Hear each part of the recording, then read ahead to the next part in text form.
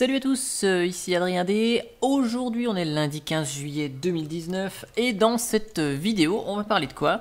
Eh bien on va parler de Calculate Linux. En effet, on m'a demandé est-ce que c'est possible d'installer Calculate Linux avec KDE mais sans tout Akonadi et tout le bazar de KDE. Je veux l'environnement de bureau KDE, mais juste KDE tout seul, pas tout l'écosystème KDE. Donc vous savez que chez Calculate Linux, quand vous téléchargez la KDE Edition, on a évidemment tout l'écosystème KDE. Calculate Linux veut offrir tout cet écosystème cohérent. Et donc, du coup, c'est pas forcément la bonne option. Donc la meilleure option, c'est ici la Scratch Edition, la Calculate Scratch. Vous avez l'environnement Xorg qui est installé. Vous avez bien sûr le noyau et les outils Calculate, et c'est tout. Et c'est une base qui est vraiment pratique pour créer son propre système de A à Z. Donc pour ça, on va aller télécharger une ISO de la, non pas de la CLD, ici, mais on va prendre la CLS. Donc Calculate Linux Scratch, hop, voilà. Je vous télécharge ça. Alors bien sûr, je vous montre en attendant que sur la CLD, vous voyez, il y a tous ces paquets qui sont installés. Donc c'est énorme. Et vous voyez, il y a tout ce qui est KDE Application, KDE Frameworks, KDE Plasma, tout est installé. Là où la CLS, hop là, voilà, on va avoir donc toutes les bibliothèques qui vont bien. On va avoir les pilotes NVIDIA, hop, donc je vais vous montrer ici, ou les pilotes dont on aurait besoin pour des cartes vidéo. Voilà, on a tous les drivers qui sont là. On a Xorg qui est là, mais côté KDE, on n'a rien. Voilà, je crois qu'on a juste OpenBox qui doit être installé. Non, même pas. Mais on a toute la pile serveur X. Donc, ce qu'on fait, on va ici mettre l'image d'ISO. Hop, on démarre notre machine virtuelle. Donc là, je suis en UEFI. Je vais juste vérifier si... Je vais juste vérifier un truc, c'est si j'ai désactivé le Secure Boot, parce qu'il me semble que c'est dans cette machine que j'avais parlé du Secure Boot, tac, tac, tac, avec, ok. Je sais même pas si ça marche, le Secure Boot avec Calculate.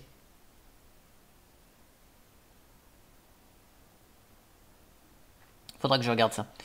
Voilà, donc on arrive ici dans l'installation en ligne de commande. Donc pour faire son partitionnement CFDisk, donc soit vous le faites avec un live CD graphique si vous ne pouvez pas faire en ligne de commande. Sinon, on le fait en ligne de commande avec CFDisk. Il est simple à utiliser. CFDisk, le nom du disque. Là, je suis en UEFI, donc GPT. Toc, je me fais une petite partition de 256 mégas. Ça suffit pour un fichier .EFI. Dans le type, on prend le truc qui est tout en haut. Système EFI. Comme ça, ça ajoute tout ce qui va bien. Les drapeaux ESP et boot et ESP, voilà, pour gérer l'UEFI. Et ici, allez, je vais faire une partition de 30 Go pour root. Je vais faire un swap de 1 Go, c'est juste pour vous montrer, et le reste pour home. C'est juste pour vous montrer en fait comment on met d'autres points de montage dans le système. Donc, écrire, oui. Donc, SDA1, EFI, SDA2, root, SDA3, swap, SDA4, home. Donc fdisk-l, je vérifie que tout est bien là. Voilà. Donc, c'est l'install. Pour faire l'installation, -d, vous mettez la partition racine. Donc dev SDA2. Pour la partition EFI, on ne fait rien. Ça va être détecté automatiquement comme un grand par l'outil d'installation. Et ensuite, on met des -d autant de fois qu'on a des partitions. Donc dev SDA3. 2.swap, voilà, je mets le point de montage ici, -d, dev SDA4, 2./home, voilà, et -u, je mets le nom de l'utilisateur, Adrien. Donc là, il me demande de mettre le mot de passe d'Adrien, le mot de passe de root, ok, et voilà. Et donc là, l'installation, il détecte un amorçage en UEFI, il détecte les partitions, boot EFI tout seul. Là, vous voyez, pas besoin de... J'ai créé mes partitions de tout à l'heure, mais je ne les ai pas formatées, puisque ici, en stipulant du swap, il va automatiquement formater en swap. Et le système de fichiers par défaut chez Calculate, c'est l'excellentissime ext4. Donc, / et home, il le partitionne en EXT4. Donc UEFI, utilisation de l'UID. Ici, on a les paramètres réseau, donc il va transférer la config réseau du live CD. Donc c'est-à-dire que là, j'ai rien fait, donc on est resté en DHCP, donc on aura du DHCP. Mon utilisateur est créé. OK. Le système de son, c'est ALSA, donc on verra comment mettre Pulse Audio. Au niveau du graphisme, il détecte tout seul comme un grand ce qu'il faut utiliser, donc ça c'est cool. Et puis, donc là, dans la mise à jour, les mises à jour auto sont vérifiées. Toutes les 24 heures, donc bon, ça on peut le personnaliser, je laisse comme ça. Et on a une option qui est récente depuis 6 mois à peu près, qui permet de mettre à jour au premier démarrage les paquets. Donc ça, bon, avec une ISO nightly, préparée ici, construite régulièrement, on ne devrait pas être trop vieux au niveau des logiciels installés dans l'image ISO. Donc là, ce que je fais, je vous accélère la vidéo et je vous reprends dès qu'on est prêt à redémarrer. Voilà, donc l'installation est terminée. Maintenant, on redémarre. Hop. Donc on déconnecte le lecteur DVD. Hop, c'est parti. On démarre sur notre CLS, donc Calculate Linux Scratch, nouvellement installé. Hop là, voilà, petit incident technique dans la maison. Donc, notre machine est installée avec la Calculate Linux Scratch. Donc, ce qu'on peut faire, c'est soit faire les mises à jour avec CL Update, mais ça va être un petit peu chiant, hop, parce que ça risque d'être un peu long. Donc, on va le faire au moins pour qu'il détecte le miroir le plus proche et le plus récent. Et vérifier qu'on a du réseau du coup. Et après, ce que je vais faire, c'est ouvrir une deuxième console et vous montrer comment on installe KDE Plasma en version minimale. Donc, chose que je vais faire maintenant. Route. Donc, on a ici le métapaquet qui s'appelle KDE Plasma. Plasma Meta. Donc, celui-là, comme vous voyez, il va télécharger et installer tous les paquets Plasma 5. Sauf que c'est un peu le bazar parce qu'on a tout. Donc aujourd'hui, le 15 juillet 2019, c'est la version 5.15.5 de KDE Plasma qui est disponible chez Calculate. Sinon, pour installer juste l'environnement de bureau, eh bien, on va installer le paquet qui s'appelle KDE Plasma / Plasma Desktop. Donc là, vous voyez, c'est le KDE Plasma Desktop. Donc on va avoir besoin de celui-là. On va avoir besoin de SDDM, qui est le gestionnaire de connexion de KDE. Voilà. Et quand même, avant, ce qu'on va faire, donc c'est bon, il a pris un excellent miroir assez proche. Et ce qu'on va faire, on va avoir besoin aussi, si vous voulez, de modifier le profil. Select, profil, list. Voilà, donc on va prendre le profil qui correspond à KDE Plasma, donc qui est le CLD. Comme ça, on aura tout ce qu'il faut dans notre système au niveau des use flags et compagnie. On ne sera pas trop embêté avec les profils CLS. Donc select, profil 7, et là, on va prendre le profil CLD. Donc c'est le numéro 37. Donc là, hop, j'annule. Je ne vais pas faire les mises à jour, c'est pas très grave. Ok. Donc maintenant, on va émerger Plasma Desktop et SDDM. Émerge. Donc vous allez voir la puissance de Calculate Linux, lol. C'est qu'en fait ici, on pourrait se dire, si on part sur une Gen 2, il va falloir se compiler KDE Plasma. Ça va être le bazar. Et bien là, non, pas tant que ça. Vous allez voir, ça va être magique. Puisque on va voir que des binaires. Tous les paquets qui vont s'installer, ils vont être de couleur violette. Une fois qu'on aura installé tout ça, voilà, donc il va me récupérer ça. Donc on voit qu'il récupère Network Manager. Il y a 296 paquets à installer. Donc bien sûr, je vais vous couper la vidéo et je vais revenir. Enfin, je vais même vous accélérer comme tout à l'heure. Et je vais revenir une fois que tout est installé. Donc je pense qu'aux alentours de 11h, 15-20, ça devrait le faire. Je ne sais pas si vous avez vu, mais il a téléchargé déjà Network Manager. Donc on va pouvoir gérer et installer Network Manager en lieu et place de OpenRC pour la gestion du réseau. Donc je vous accélère tout ça et je vous reprends dans quelques minutes. À tout de suite.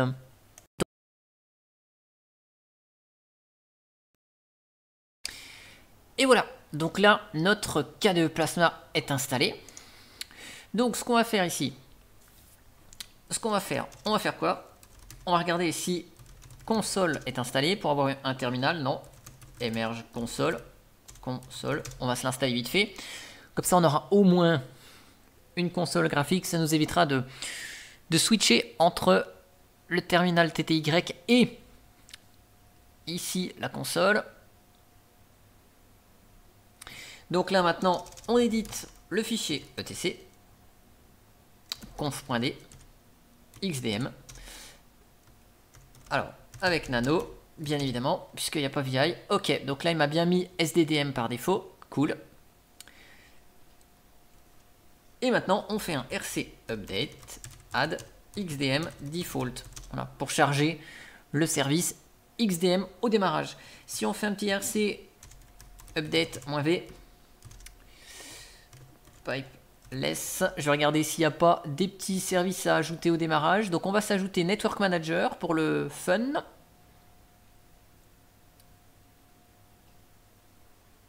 On va installer, on va se mettre Network Manager. Hop.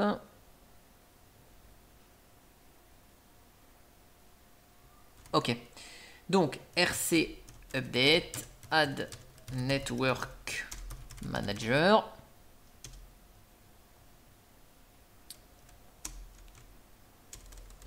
Je vais vérifier que DHCP CD n'est plus activé au démarrage. DHCP-CD, c'est pas le cas. Ok. Ensuite, on fait un petit CL setup network network list. Donc là, on va voir que c'est pas network, CL setup network netconf. Voilà, donc là il m'a mis par défaut Network Manager, il a basculé automatiquement d'OpenRC à Network Manager, c'est pas mal du tout, je pensais pas qu'il allait me le faire automatiquement. Donc vous voyez, c'est quand même plus pratique de faire comme ça avec ces outils qu'avec Gentoo. Audio, je vais regarder ici, chez Audio, si on a Pulse Audio, non, donc on peut le mettre par défaut. Pulse Audio, voilà, on va le mettre par défaut. Ok. Et puis maintenant, eh ben on va démarrer l'ensemble. XDM start. Et on va vérifier que on est bien notre KDE. Ok.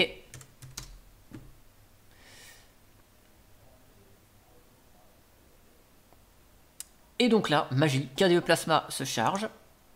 Donc là, côté application, bah vous avez vu, hein, on part d'une base où il n'y a rien du tout. Donc forcément, on n'a aucune application. Donc là, c'est installation à la carte. Hein, émerge. LibreOffice, Firefox, Htop, Thunderbird, Clémentine, SM Player. Vous installez ce que vous voulez, hein, SM Player. Tiens, on va installer quelques applis que j'ai là en bas, hein, moi pour moi. Telegram, Desktop, Bin, voilà. Audacity, Gimp. Caden live. Allez, on s'arrête là.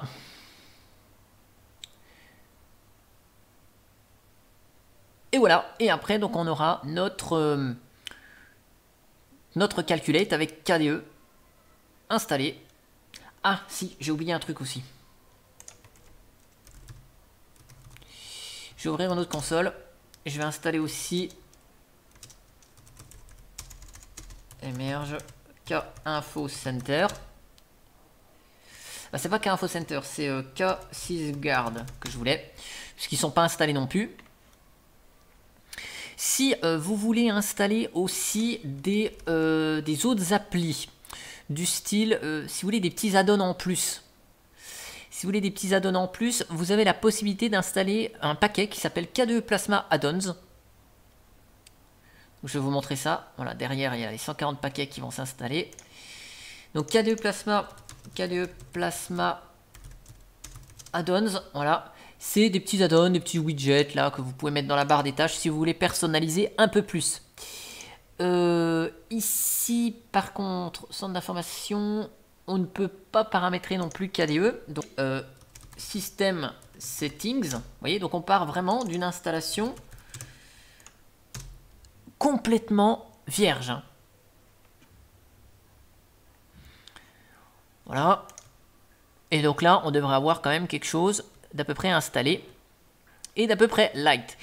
Alors, quand j'ai installé KDE, moi je l'ai vu en tournant la tête sur l'écran, vous l'avez peut-être pas vu, mais il nous a installé le K-Wallet. Vous savez, donc K-Wallet chez KDE, c'est un sous-système qui permet de stocker les mots de passe. Donc si vous n'êtes pas fan de ce genre de truc, K-Wallet, voilà, il l'a installé quand même. Il semble être obligatoire ici avec KDE Plasma. Si vous n'en voulez pas, vous pouvez désactiver son lancement. Donc là, c'est en utilisateur. Vous éditez le fichier .config kwallet rc. S'il n'existe pas, vous le créez. Et là, vous mettez wallet ici pour le composant kwallet enabled égale false. Voilà, comme ça, il s'installera pas, enfin il se lancera pas au démarrage. Je vais installer vite fait Vim parce que j'ai envie. Et donc là, voilà, on a installé la configuration du système. Donc forcément, juste avec l'outil, on a tout ce qu'il faut. Alors, par contre, moi, je n'aime pas cette apparence. Voilà, je préfère l'apparence traditionnelle. OK. Ici, donc après, bah, une fois que KDE Plasma est installé en mode light, hein, vous pouvez paramétrer l'apparence, brise sombre. Donc, appliquer. Voilà, le thème se met. Si vous êtes fan du vieux thème Oxygène que moi j'avais en horreur, vous pouvez toujours l'installer. Voilà, donc là on va remettre le thème à la Windows 10. Ici vous avez les thèmes Plasma, vous avez quelques pointeurs qui sont installés. Voilà, donc il nous a installé tout ça quand même. Après on peut gérer donc les icônes si vous voulez bien sûr avoir plus que les brises et brises sombres, vous pouvez les personnaliser en installant le pack d'icônes qui vous fait plaisir. Tac, tac, tac, apparence des applications. Donc par défaut ici, vous avez tout ce qu'il faut pour paramétrer là les thèmes GTK 2 et 3. Ok. Vous pouvez configurer votre comportement de travail, la gestion des fenêtres, Kwin, enfin voilà, vous pouvez démarrage et arrêt, voilà, vous voulez mettre des applis qui sont propres à vous, vous pouvez. La recherche avec Baloo, elle n'est pas activée par défaut, voilà. Paramètres régionaux, donc vous voyez tout est en français, donc il n'y a pas besoin de mettre en français, ça l'est déjà par défaut, voilà. Vous pouvez gérer votre clavier, votre souris, enfin tout ce qui est paramétrable de KDE Plasma. Voilà, donc ce que je vais faire, je vais attendre juste, je sais pas, non les additions VMware sont pas installées par défaut, hop là, voilà. Donc on va attendre que toutes les applications soient installées, voilà. Thunderbird, donc entre temps, il s'est installé. Donc une fois que vous installez un truc, hein, c'est en français, voilà. Thunderbird est en français. Ok. Firefox, il est installé. Alors, s'il n'est pas en français, on va ici dans Préférences. Et ici, on va sélectionner... il est peut-être en train de me l'installer du coup.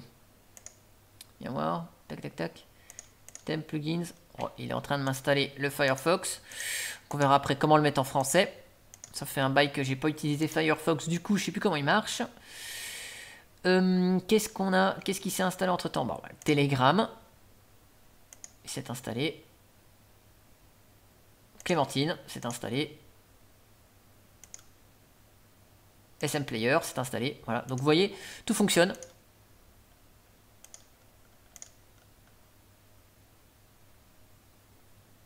Là, LibreOffice est en cours d'install. Voilà, LibreOffice avec KDE, avec le thème qui est plutôt bien intégré avec KDE.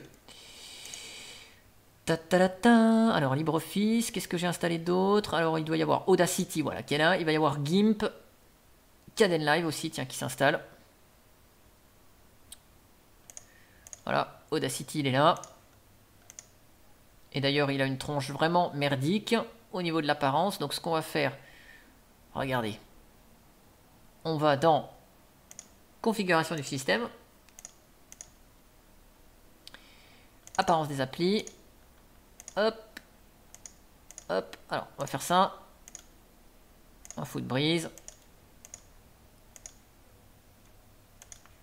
Et là, hop, si on lance Audacity, il devrait être un peu plus joli. C'est un petit bug que j'avais vu chez Mageia, le thème n'est pas pris par défaut. Oh bah là, c'est même encore pire. Ah, donc c'est du GTK 3. Bon, là, faudrait chercher. Je vais pas m'éterniser sur le truc. Ok, Gimp, il est là, donc il va être avec son thème black. Et Kdenlive, il est là. Ok. Kdenlive, il est là en français. Et Gimp, il est là. Et après, bien sûr, pour le rendre beau, on vire le thème dark. Ici, qu'on remet en thème système. Legacy. Alors par contre, ouais, le thème par défaut de brise est pas top. Donc on va juste se permettre de le remettre ici. On va mettre tout ça en Adwaita. Tchac. Voilà. Ça fait un peu plus gnome. Donc là, c'est bon. Et puis, bah, ce qu'on va faire un petit reboot. Et on va voir ensemble que tout fonctionne merveilleusement bien. Et surtout, voir combien le système prend de mémoire démarrer. Pour voir si c'est effectivement plus léger ou pas que un KDE installé normalement.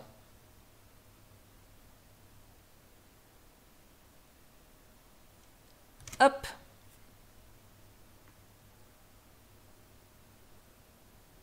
En tout cas, je suis bluffé par le démarrage de KDE Plasma. Et là, on va lancer notre petite console. Htop.